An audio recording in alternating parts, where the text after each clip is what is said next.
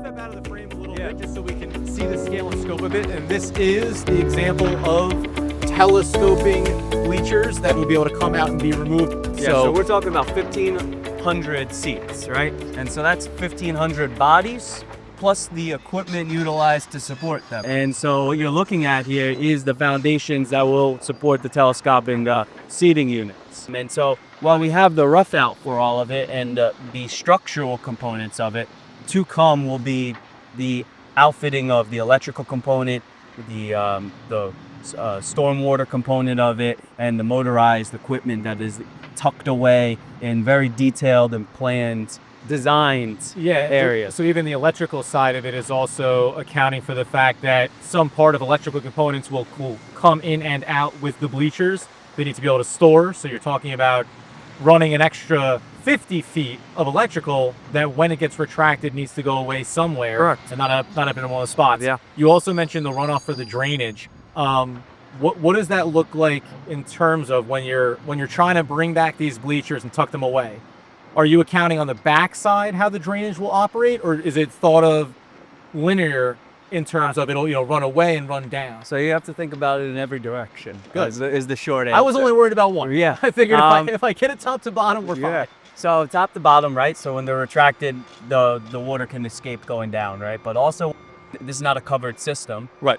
If it ends up drizzling that day when the seats are deployed, hopefully the fans or the community will bear through it, right? Yeah. But the water needs to be captured in a way. So sloping it and having the water not only pitch off of the seats themselves, but then also be captured some way within the field area. Yeah.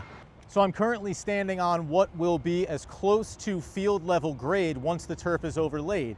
We were talking earlier and looking at, with Sal, how it's going to lay out from a bleacher perspective. As we work our way back, this is going to be where all of those bleachers extend out to. Those telescoping methods that Sal depicted are going to be able to come all the way out and then also be all the way brought back in underneath the concourse in what is about a 12 to 15 foot height here, that on game days when you want to adjust for a soccer match, they'll be out there in front of you. You'll be sitting them enjoying the match.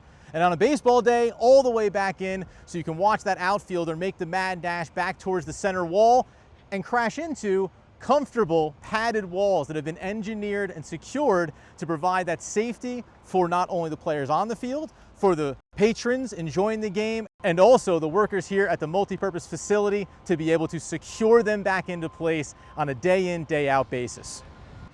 It's a lot of teamwork. So I get to work alongside a lot of very intelligent people, and I never go into a problem thinking there may not be a solution. I know there's a solution. It's just a matter of how do we get to it? Yeah. How do we not only find a solution, because for any problem there can be multiple solutions, but what is the best solution? Not only for that instance, but for the people in the future, right?